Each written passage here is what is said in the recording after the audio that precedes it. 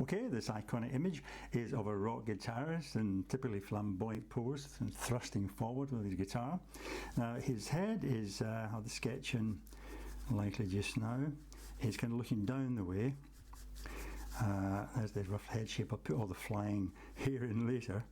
The body is fairly upright actually, although his chin's kind of sunk on his chest rather, so his shoulders come up fairly high on both sides there like that. But his body is fairly upright. Okay, his right arm comes across like that, with his hand coming in about there, holding the plectrum on the guitar, which will be at this angle here. Okay, the other arm coming in, of course, and going around under the neck of the guitar with his hands stretched over the neck, which I'll just draw in just now, give you an idea where the guitar is, which is coming in about there. Okay, so his hands are stretched over and getting that chord shape, that power chord. The top, you know, you can design the guitar yourself, and it's kind of making this machine head up here with the machine heads there, and the bottom part slightly reminiscent of, for those of you who know guitars, of a Gibson SG, slightly more pointed, you know, it's got those kind of horns coming up like that, coming around underneath his hand there. And this line here, you would actually see the shoulder strap coming down to attach the guitar there. Another part of the shoulder strap will come around under the guitar strap like that. Okay, and now as I say, thrusting forward, the top part of his body is fairly upright, but his legs are wide apart. You know, this right leg here pushed right back into the knee slightly and out again. And this foot, the toe, is kind of touching the ground. His left leg thrust forward, planted on the floor like that. Give that quite dynamic, thrusting look. Okay, so there's that that great kind of iconic shape. What if you're wearing a t-shirt or whatever, or a collarless shirt, you roughly put it in, you know, and then we can start to put in some of the details. Forehead, his eyes coming in just below the eyebrows like that. Okay, and the nose coming in about there. You can have the mouth open like that. Bottom lip and chin coming in, be up like that, with the teeth showing, with the line under the cheek there, and of course the mane, you know, the great tousled hairstyle of the rock guitarist flowing out behind him like that. Okay, we'll put that in pen later properly. Gives you an idea. Okay, so there's the basic shape. You can see how quite dynamic it is. Okay, and so I'll get a pen now and we'll ink in. Okay, let's start to outline this now with the pen. We'll start with the forehead, come down, and a wee bit of weight on the eyebrow there, and the kind of side view of his eye, like that. His nose coming down, and his mouth, bottom lip, and his chin coming up towards the jawline there. Maybe a little line there. Okay, and then we can start to put in the tousled hairstyle. All these wee curls coming around like that and flying up into the air. You do lots of little lines together like that if you like, and longer lines. Get the sense of the flying locks. Okay,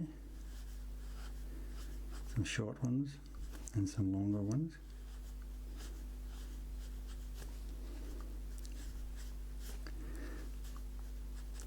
like that. Okay, and then move down to the shoulders now. I say the shoulders are more or less opposite each other. Put his teeth in here, perhaps. There we are. This left arm coming down, wrinkled of the shirt, and this right arm coming down again, wrinkle it at the corner there, on the elbow.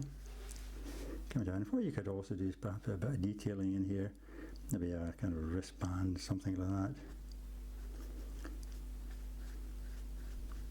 Okay, and the collar of his shirt coming in there, and the guitar strap coming over his shoulder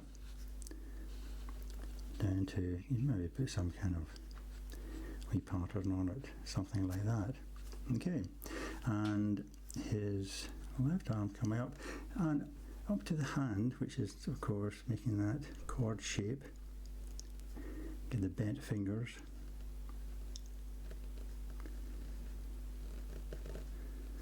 Things like that, okay. Maybe his pinky's coming in about there. No. Get a mark for the knuckles there. And then we can put the actual fingerboard of the guitar in, coming down like that.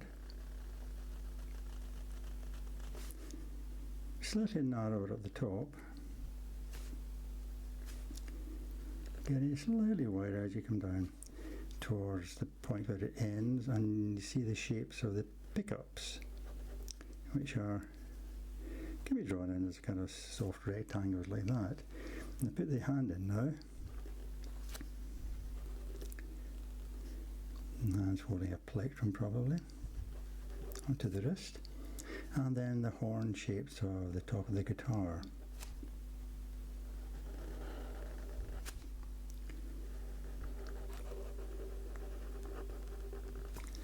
And this one coming in.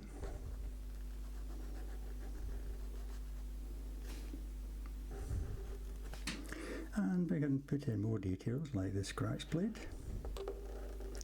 and the bottom part where the strings are attached. Yeah. And perhaps some control buttons. Maybe one up here with a kind of a toggle switch or something like that. Okay, and then the top of the guitar, the machine heads. Again, we're kind of making this up as a kind of composite of 2 or 3 types of guitars. And the actual machine heads themselves, 6 of them of course. Like that, with the little screws there. And as you come down the fingerboard, notice the frets are broader at the top, and as they come down they get that bit narrower towards the bottom.